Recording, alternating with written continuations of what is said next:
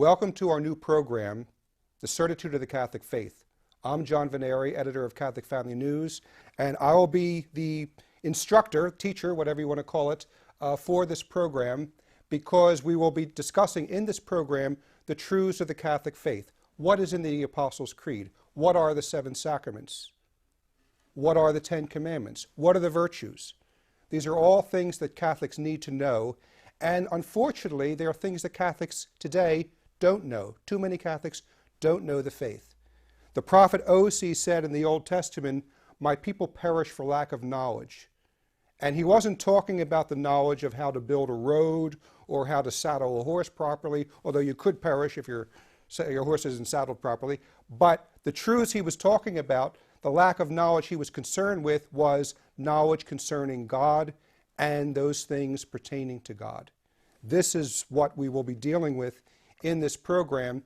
And in order to convey the truths of the Catholic faith, I'll be using the Catechism of Pope St. Pius X.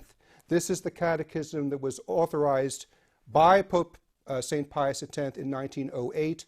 It was authorized for all of Rome and for all of Italy. It is authoritative, it is solid, it is safe, and it is edifying. So this is what we're going to be going through. But the Catechism's first question is, are you a Christian? Yes, I am a Christian by the grace of God. That's how this catechism starts. In the United States, the Baltimore Catechism starts with the question and answer, who made me? God made me.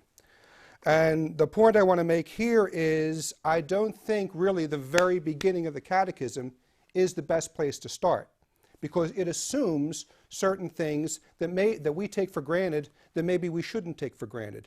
Maybe we need to step back a little bit and ask the question, why should I believe in a God in the first place?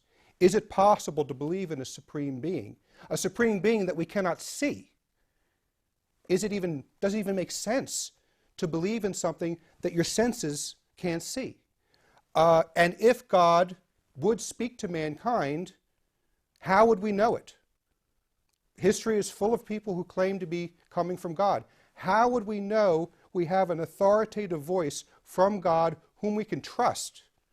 And this is what we're going to be talking about initially in these first programs. Imagine if you were walking in the snow. You're walking in the snow and you would see footprints, the footprints of a man in the snow. Now, what would your mind tell you automatically? The way the mind works, the way reason works. What this would tell you automatically was, somebody's been here.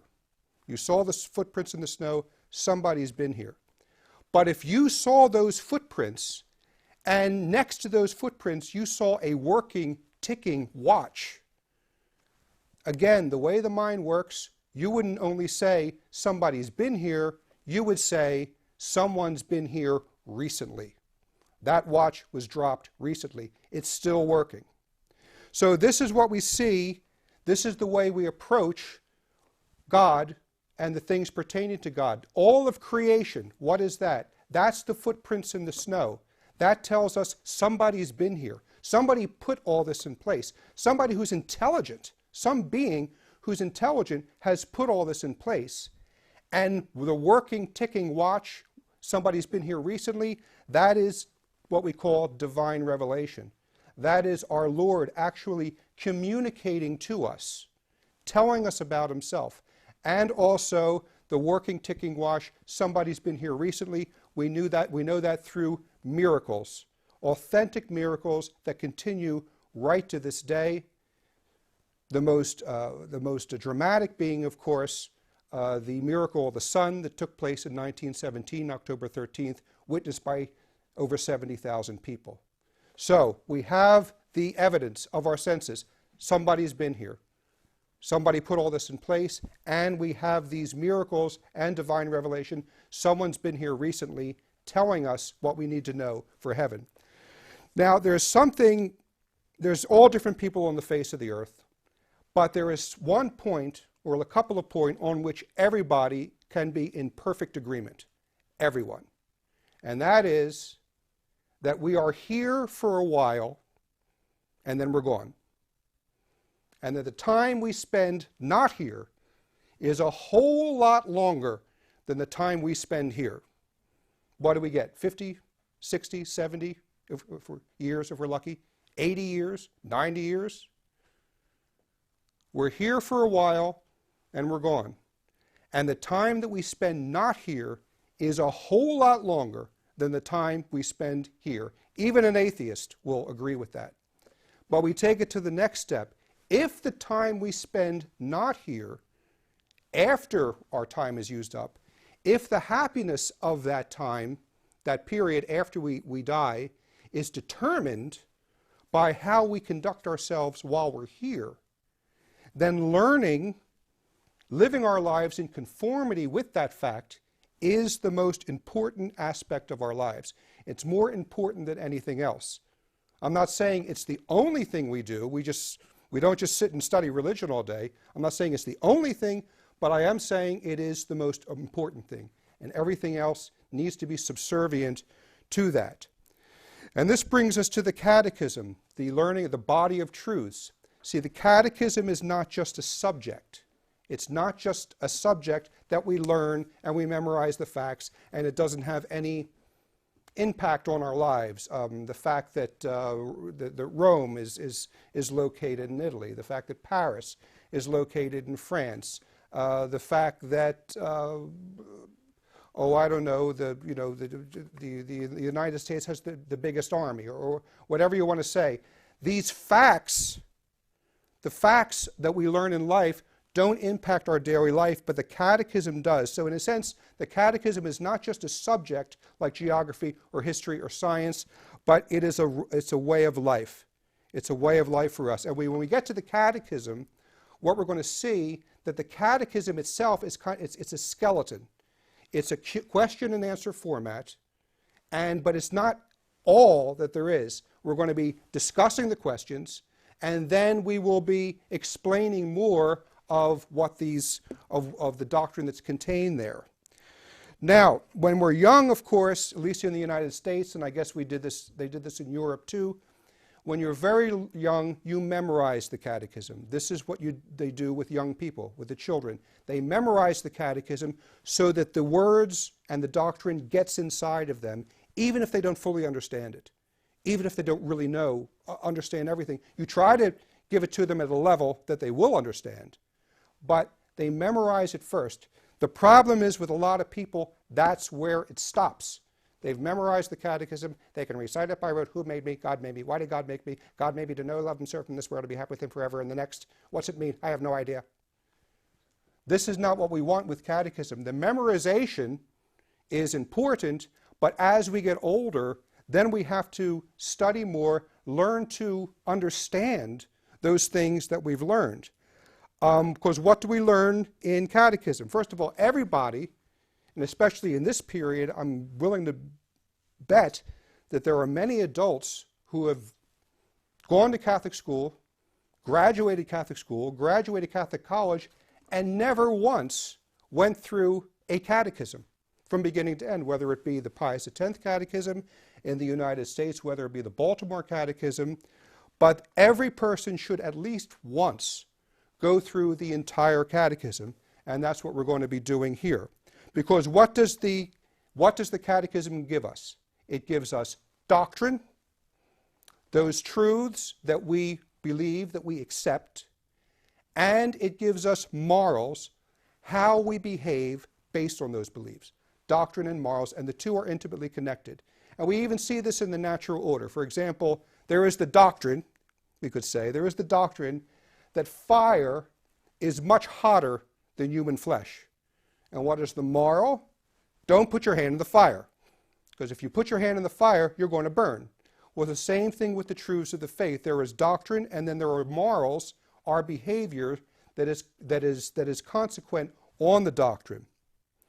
Corresponds, of course, doctrine and morals, what does it correspond with? It corresponds to the highest faculties in man. And the highest faculty in man is what? It is our intellect and our will. This is something we have that the animals do not have. The animals do not reason. The animals do not understand. The animals follow instinct. The animals operate according to the five senses, but they have no intellect and no will. And God deals with us as creatures that He made, as He made us, with intellect and will.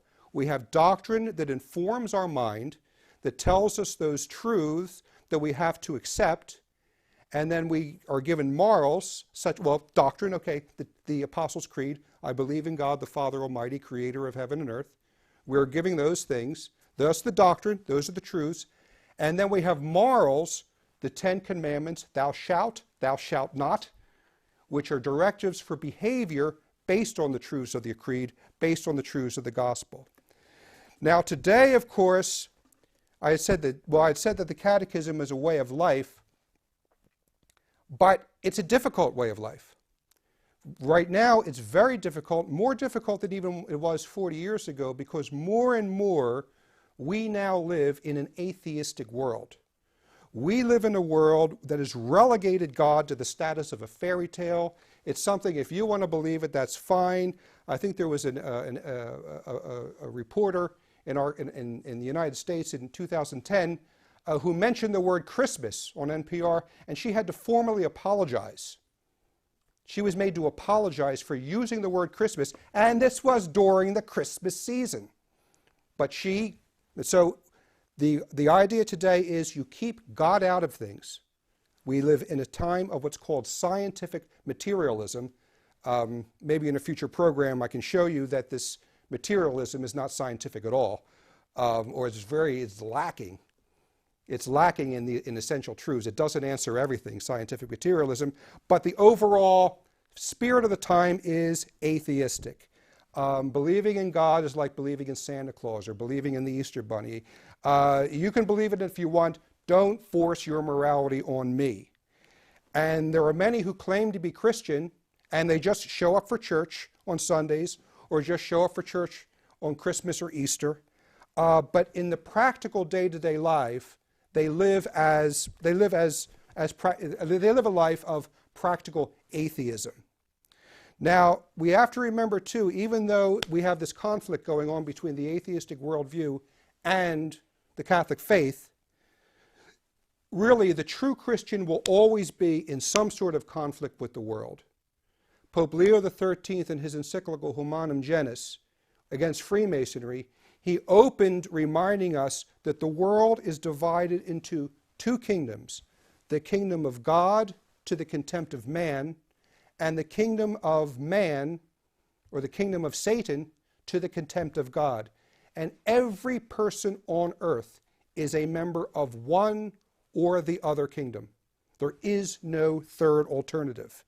Now, when we look around, we look at modern education, we look at modern entertainment, we look at modern media, and heaven help us, we look at modern politics. And what do we see? For the most part, we see media, modern education, entertainment, and politics. They're all pretty much in agreement with each other. They're all in agreement with themselves, but they are all also opposed to, they are all in disagreement with our Lord Jesus Christ. They are contrary to Christ. They are antichrist. And education and media and entertainment and politics drives the basic thought of the social order. And there's an environment created that is essentially anti-Christ. I'm not saying the antichrist is here. I'm saying the mindset of social institutions is anti-Christ. And that's why it takes courage to live the faith properly. But also, as O.C. said, my people perish for lack of knowledge. We have to know what the faith is in order to live it. Now, as I said, before we start the catechism, I want to step back a little bit. I want to step back and answer some pretty fundamental questions that everybody has a right to ask. And that is it even reasonable to believe in a supreme being? Is it reasonable? Are there reasonable is it possible that the supreme being would communicate with us in any way? And if he did, how would we know it? If he sent a messenger, if the supreme being does exist, and if he did send a messenger, How would we know it? And we should provide some answers for these really basic questions before we even start with the Catechism. So, we can ask the question, does a supreme being exist? Does a supreme being exist? And of course, because we are creatures made of body and soul, and we're here on this earth, the only place to look, the only place we can start with is what we know, which is the world around us. What do we see in the world around us? Well, one of the things we see in the world around us is that we see all throughout the world there is and always has been a hunger and thirst for the supernatural. In ancient history, I know you're not supposed to say primitive tribes anymore, but the primitive tribes were bowing down and worshiping something. There was something inside of man that told him that this is not it. Mankind is not the end all. There is something higher. The Indians of the United States all had their great spirit that they believed in and appeased. Even if you remember the movie King Kong. In King Kong, what did the natives do on that island? They took Fay Ray and they offered this Fay Ray as a sacrifice to Kong. I guess they looked at Kong as some sort of god that needed to be appeased. The Aztecs had human sacrifice to appease the sun god. They believed that the sun god rose every day, was born every day, and then died at the end of the day. And the only way that the sun would be revived for the next day is it needed human blood. And that's why the Aztecs had this constant human sacrifice. Now, these are very bad instances of belief in a supreme being. But all throughout history, what do we see? We see that there was this need in man to recognize something higher than himself. And even now, when we have the, I won't say complete triumph, but the almost triumph of secular humanism, even now, what do we see? We see a mad rush to the occult. We see mad rush for Twilight, for Harry Potter. We see this mad rush for occult practices. Tom Gabriel, who spoke at the Catholic Family News Conference last year, he read a statistic that said that the Satanic Bible outsells, it completely outsells the true Bible. More people are buying the Satanic Bible than are buying the true Bible. Now, this even though this is perverse, this shows that even when the secular humanists say, well, we've done away with religion, we've done away with the supernatural, you can't do away with it. Man still hungers for it, and if he doesn't get it in the right places, he gets it in the wrong places. And part of one of the main points of this program is to make sure that those who are watching this program will get the supernatural in the right places. Now, we have to ask the question, as I said earlier, should we believe in something that we can't see? Can we believe in something that we can't see? Is it even possible? Because we've all met people. I only believe those things I can see with my five senses. If I can't see it, if I can smell it, if I can't taste it, if I can't touch it, if I can't hear it, it ain't real. There is nothing beyond the five senses. Well, a person might believe that if he wants, but I think most people who say that have not really thought about it. Because if they think about it, they will realize that there are all types of things that they don't see that they accept as true. For example, and even modern science gives us examples of this. This room that we're in right now is full of radio waves. Can anybody hear them? It's full of television waves. Can anybody see the images? And now, of course, with satellites, what do we have? 700 channels we can choose from with satellite dishes. This room is jam-packed with waves, radio waves, television waves, and we know internet waves, because we know how annoyed we are when I'm trying to get wireless and I can't get it, because we have to be checking our email every 7 minutes. No, these things are real, But what is it? We don't have the mechanism inside of ourselves. We have five senses, but none of those five senses give us the mechanism to pick up those radio waves, to pick up those television waves, to pick up those internet waves. What we need is we need some sort of receiver to bring the information in and then decipher it, to give it to our senses so we know what's there. The room is full of radio waves. Color, too. The room is filled with color. This room is chock full of color. But we can't see it. Our eyes don't give it to us. What we need, what do we need? We need a prism. We need a prism that will bend the light and reveal that color that's already there. The prism doesn't make the light. That light is there. We can't see it. The prism doesn't make the light, but it bends it for us to make that which is invisible to us visible to us. And this is the same thing. I shouldn't say same thing because it's more analogy than the same, but this is a similar thing that we see with divine revelation. That the divine revelation is God bending the light and showing us realities that our five senses will not pick up. Our five senses won't see. The prism of divine revelation is what tells us that there is the truths about God, and this prism of divine revelation again shows us. This prism, the light, the radio waves tell us, yes, it is very possible, it is perfectly reasonable to accept. I won't say believe. Believe is a weak word. To accept the reality of things that we do not see, that we do not perceive through the five senses. So I had said this room is filled with radio waves. I said this room is filled with television waves. The room is also filled with angels. Everyone in this room has a guardian angel. We don't see them. The room is also filled with devils. Those who are watching this program, your room is filled with angels. Your room is filled with devils, but you don't see them. You don't see them.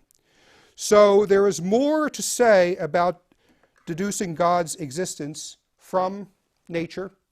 There is more to say about looking at things, accepting the truths of the immaterial world, things that our senses, recognizing that there's a lot of things out there that are immaterial. And this is where we will start with the next program. Thank you.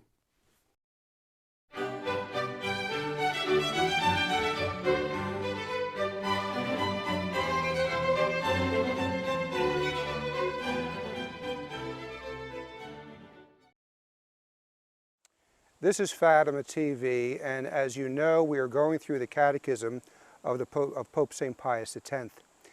And it's important to remember the connection between Fatima and Catechism, because Fatima itself is a restatement of the basic truths of the faith, those truths that don't change. And especially, not only heaven and hell and purgatory and all those other things, but our attitude of reverence towards the Blessed Sacrament is reinforced at Fatima. We know this from the angel's appearance in 1916. This was the precursor of Our Lady's appearances. The angel came and he brought the host and the chalice. He brought the Blessed Sacrament with him.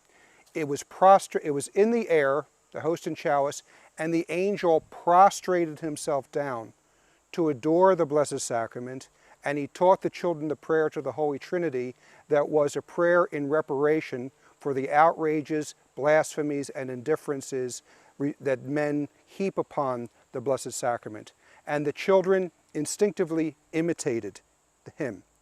Then the angel went back to the host and chalice, and he administered the host to Sister Lucy. Well, she wasn't Sister Lucy at the time, but to Lucy, the child Lucy, and on the tongue. And he also administered the chalice, the precious blood, to the two children. And then he said, "Eat and drink the body and blood of Christ, hardly outraged by ungrateful men. Make reparations for their crimes and console your God."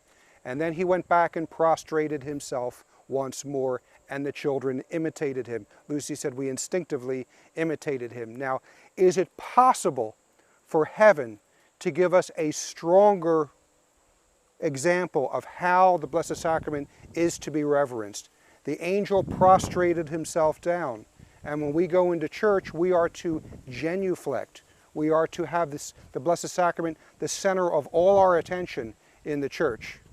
He prayed for those, he taught them to pray for those who commit sacrilegious indifference and blasphemies against the Blessed Sacrament, as if foretelling, because this is what's interesting about this, as if foretelling the indifference, the outrages, and the blasphemies and sacrileges that would take place against the Blessed Sacrament at the end of the 20th century. The angel was kind of warning us against it in the beginning of the 20th century, telling us how the Blessed Sacrament must be reverenced.